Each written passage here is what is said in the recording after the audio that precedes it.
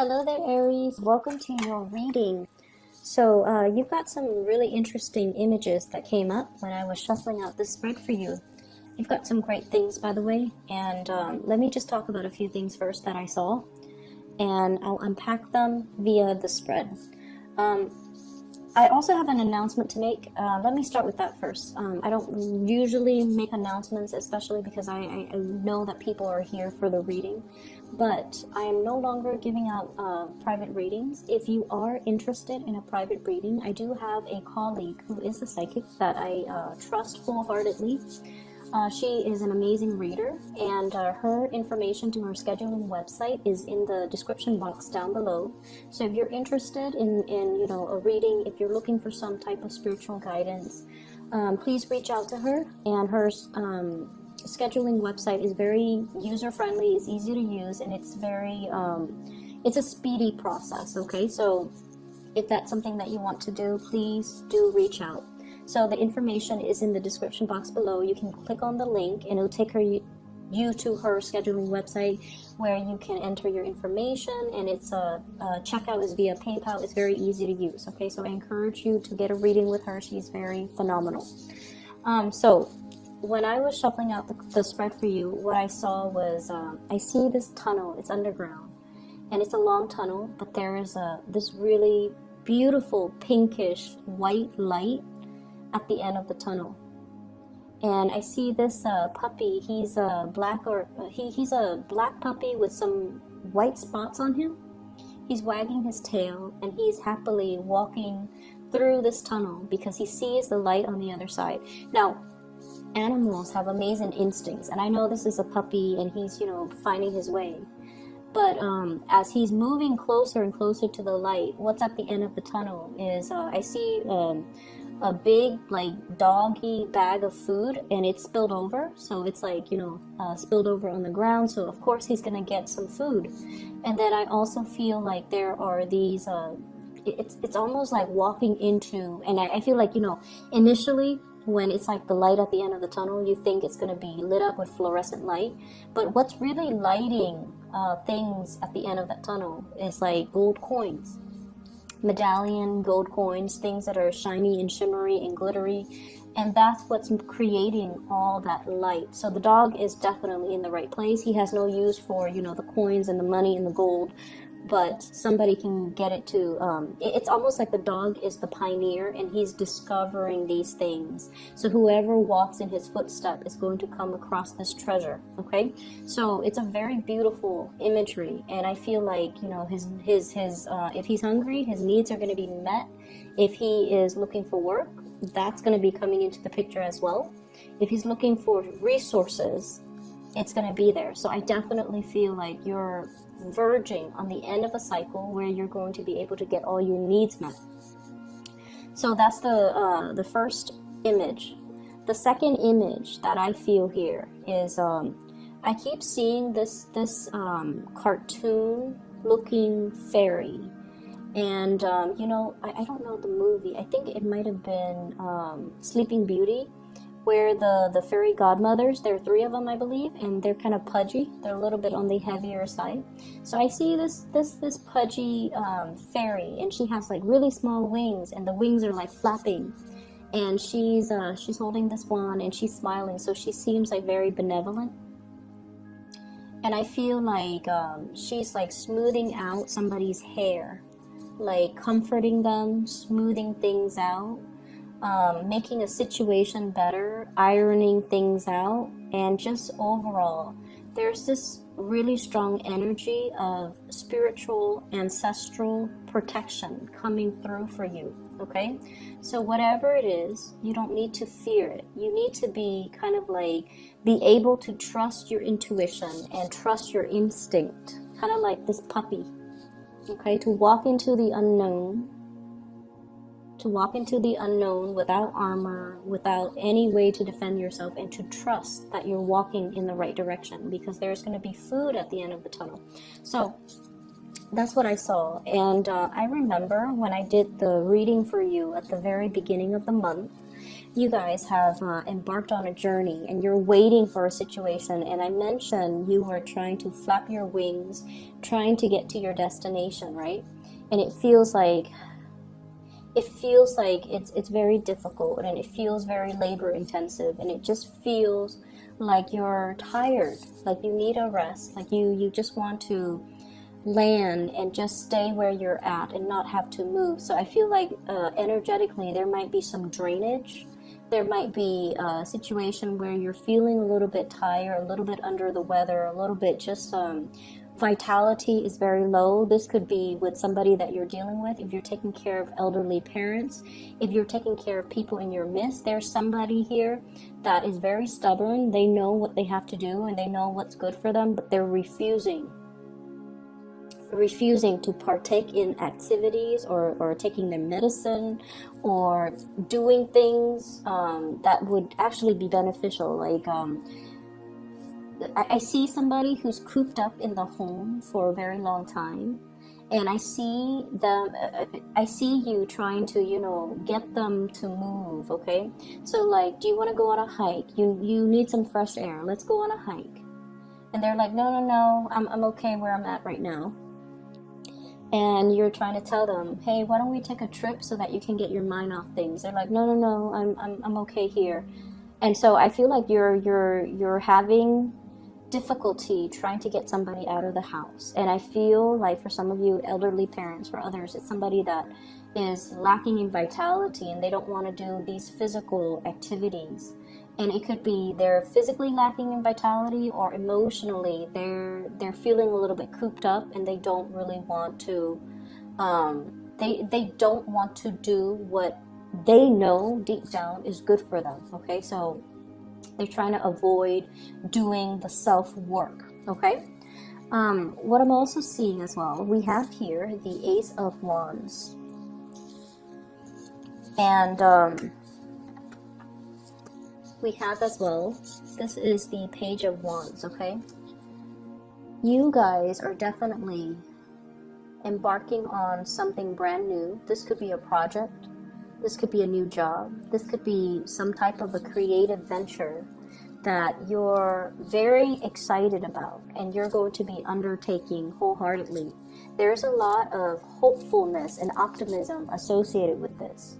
This is an opportunity for you to kind of prove yourself. No longer a child, protected and coddled. We're now becoming a little bit more, we're growing up and we have skills that we want to display to the rest of the world. Okay, so I feel like you're embarking on a brand new journey, and I feel like it's forcing you to step outside of your comfort zone a little bit. But I do sense that you have a lot riding on this, and I also feel like you're going to be, it's in your element, fire signs, the suit of wands, it's in your element, which basically means you're going to transition into it very naturally, without any type of hurdles to overcome, without any type of a learning curve, without any type of without any type of setbacks. Okay, so if you've been fearful of doing this in the past, or if you've been feeling like, once again, self-esteem, I don't know if I'm ready for this just yet. Maybe in 2 years, maybe in 3 months, I need to get myself prepared for it. If for whatever reason you've been holding back, and now you feel like, I'm going to do this, and I feel like it's the right time, and I'm going to embark on it wholeheartedly, and I'm going to show my skills. So I definitely feel the learning curve is not going to be a problem for you. There isn't a learning curve. It seems to me like it's more like a straight path, okay? And we also have as well the straight shooter. This is communication, contact, a lot of exchanges over wide distances. So I definitely feel a lot of communication, a lot of interaction back and forth via electronic communication, emails, text messages. What I'm seeing as well, I see many of you are keeping in contact with a lot of people, okay, going back and forth. And I do see as well, I don't know why there's this mirroring energy here, but I feel like there's a lot of going back and forth, a lot of communication, a lot of long distance communication. And so make sure, and I do see geographical distance as well, but it's going to hit the mark. Okay, so this is a card that traditionally facilitates travel and movement and communication in general. The way that it's coming out, they're saying that you're going to hit the mark, so the distance is not really going to matter. Things are going to be arriving very, very smoothly and transition very smoothly for you, so you don't have to worry. And there's still, okay, the mirroring energy makes sense now. There's some type of a spiritual protection. I mentioned before the ancestral protection, and it's almost like whatever hits this mirror is going to bounce back. Okay, so if it's malintention, it's going to be sent back or boomerang back to the sender. So if you've been dealing with any situation where you feel like you have to shield yourself, or if you have to kind of keep your opponents at bay or try to keep the negativity, away from you, I feel that there is going to be some reprieve from that, and especially there's going to be some type of divine protection where it's going to bounce back that energy and it's not going to energetically affect you. So there's a lot of protection coming through from this spread. I feel like in a mundane sense, for example, if you have a deadline and for whatever for whatever reason, if you fail to miss the deadline, for example, I feel like, the divine protection can come in a way where the deadline is pushed back because so-and-so that was supposed to be there to review the final product happens to be sick, so you have like that extra day to get things done. So it's like buying time. Somebody is stepping in, and it's divine protection that is going to allow you to extend a deadline to a later date that's more to your liking. Okay, and I also sense as well, if there has been like some type of mistakes that you have made in the work environment, something minor, like a typo, like if you're publishing like a manual and there's a typo and it's going to be, or on a PowerPoint presentation and you're going to be in front of the entire work crew giving this PowerPoint presentation and there's like a glaring typo, I feel like there might be some technology malfunction, no one sees it, and then there's an element about saving face. Okay, so I feel like you have some people behind the scenes working to kind of buffer you against whatever negativity, against whatever errors, against whatever typos and things like that. So you do have some really good things, and I feel for whatever reason, whenever I see the spiritual protection, I feel like they always come in because there is a reason for it. So needless to say, be very, very careful about, doing your work diligently and making sure that whatever you put forward is the best my apologies for that noise. Whatever you put forward or whatever you put out into the world, we still need to be mindful that it has to be a good or a desirable representation of us. So it doesn't alleviate us from, dashing, assignments off in the middle of the night. You still have to do your due diligence and you still have to do the work. The spiritual protection that is behind you is to facilitate that process, but it doesn't alleviate you from doing your fair share of the work. But I definitely see you're being helped and you're being coddled and you're being in a situation where you are divinely protected. Okay? What I have here is the Four of Cups and the Seven of Cups, and both the 4 and the 7s are very, very spiritual numbers. They are indicative of healing. They're indicative of, as well, healing others. Okay, the healer and the teacher is what I'm sensing here. And I do sense there's a major difference here. This is about somebody who wants to maintain their distance. Okay, they're not going to get emotionally involved in other people's problems. They say their piece and they kind of leave it alone. They don't let the emotional undertones affect their decision, or they don't get pulled into that emotional space where they're looking at things so subjectively that they're not able to see the forest for the trees. And then we also have the 7 of Cups. This is like that empathy and that sympathy, wanting to do things for another person, feeling things so deeply where we feel like we have to step in and intervene. So there is this opposition here about you needing to protect your energy and needing to not get sucked into other people's emotional flare-ups or even emotional trauma. So if you, for example, have been doing a lot for other people, if you're somebody in your work environment that is doing all the work, or that's like, you know, the go-to person when people have problems and when people are dealing with emotional crises in their life, if it keeps happening over and over and over again, you kind of have to take the stance of, you know, loving detachment, okay? Not wanting to get involved, knowing when to push things away, and knowing when to energetically not let other people's issues affect you. If it's their problem, it's their problem. As much as we want to get involved, we kind of need to preserve our energy and need to draw very clear boundaries, okay? I mentioned 2 weeks ago, there was this guilt, and I feel like it's coming into the picture. Wanting to do things for another person, or feeling like telling yourself, oh, I can't do this because of A, B, C. And usually those A, B, C reasons are linked up with another person that you feel the sense of indebtedness to. So I don't know, for some of you, I feel like somebody helped pave the way for you. Somebody provided something so that you could do something else. And I feel like there's a sense of guilt, there's a sense of indebtedness.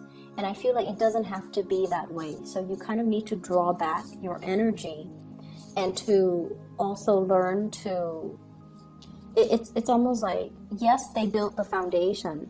You know, the fours are about the foundation. Yes, they built that foundation. But without your skills, without your diligence, without your hard work, you couldn't resurrect anything from that foundation. So they built the foundation, but it was your hard work that created everything else that came after.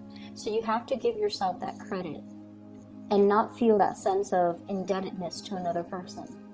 So I feel like there's something here where you are underestimating your capabilities or underestimating your strength, okay? I'm seeing as well, we have here shining away from the sunlight and the spotlight. So this is the 5 of Wands. Not wanting to be in that sunlight or that spotlight. Conflict avoidant as well. Boundaries, okay? So making sure that you stand up for the things that you believe in.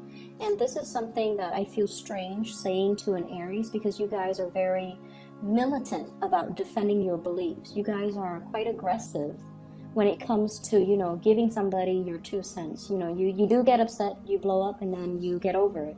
But there is a situation here. The 5s indicate opposition.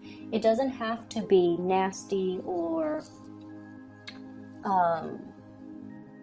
drawn out, or, you know, it can just be a situation where we do not see eye to eye with another person. And I feel like you're blocking away this conflict, and I feel that you need to kind of face it head on. Underneath it is the devil, and this is something that, you know, the devil is kind of like the greatest, like, sleight of hand, okay? So it's almost like we fear it because we feel like he might exist out there somewhere, but it's in our mind space. Okay, so it's almost like the imagination runs wild, and we make a situation a lot scarier than it has to be. So unless we face it head on, it's going to be constantly, you know, this dreaded fear, but it's not very real. So unless we face it head on, we're not going to be able to banish the fears. We carry it with us. So, and once again, like I said, I feel like it's a little bit strange for me to mention this for you guys, for Aries, but I feel like there's something here where you're trying to avoid conflict, you're trying to hold back, you're trying to appease the other person, and in a way, succumbing to that too much and not voicing your opinion, or not drawing boundaries, or not being able to confront or face the situation head on, I do feel that you're giving your power away. Okay, so make sure that you are aware of this, and you know, say your piece, hit your mark, and move forward. Okay, tackling things, being strategic, and especially communicating in a way where you're able to get your point across. Okay, straightforward communication, hitting your mark right here, and not being afraid of whatever this conflict, this person is, because I feel like the fear is a lot bigger in your head and in your psyche than it is in reality. I'm also sensing here there is a huge uptick when it comes to your financial resources, and possibly being able to have 2 revenue streams. I have here the 2 of Pentacles, 2 sources of income. So it could be you and a partner, it could be you juggling 2 things. And I feel like something is very, very brand new. It needs to be taken seriously and treated almost like with, you know, kitty gloves, okay? Something that is very delicate. It needs an opportunity to grow, and it needs to be taken very seriously. So, you know how in the traditional Rider-Waite deck, the 2 of Pentacles is the man juggling the 2 pentacles? In this situation, it's almost like, which one do I treasure? There are 2 cats here, and they're both, one is new, I guess one is a little bit more, this one looks like it's older, that one looks like it's a kitten. And so if it's brand new, you want to devote a little bit more time to it, okay, until it's self-sustaining, until it's self-sufficient. So this is pretty much telling you not so much to multitask, but to do something, whatever that's newer, whatever that you need to kind of like get off the ground in a very foundational way. Establish that foundation first before you devote more time to what the existing thing. Okay, so treat things that are new, that are emerging, with a little bit more care and a little bit more attention, because it's new, and so it requires a lot more work. Okay, so the initial work that you put in, it's going to pan out. Just be very diligent, be very patient with it, and especially give it that care and that attention until it's able to progress on its own. All right, finances is going to be picking up for you guys very quickly. What I have here is the 8 of Pentacles. This is basically that harvest, okay? Being able to kind of like have something tangible as proof of your hard work. So the 7 is the harvest, the 8 is at that point of completion almost. Excuse me. And I feel like, I almost feel like there's this big energy about, you know, focusing, laser-like focus on one thing, birthing something, taking care of something that is brand new, nurturing it in order for it to grow for you. So I definitely see new projects that are in store for you, and I feel like it's going to pay dividends, but you have to kind of drop the other thing or put it in the back burner for now. Come back to it at a later date, okay? I hope the reading is helpful for you guys, and I do wish you all the best for this month. I'll be back in February, okay? Take care of yourself, Aries.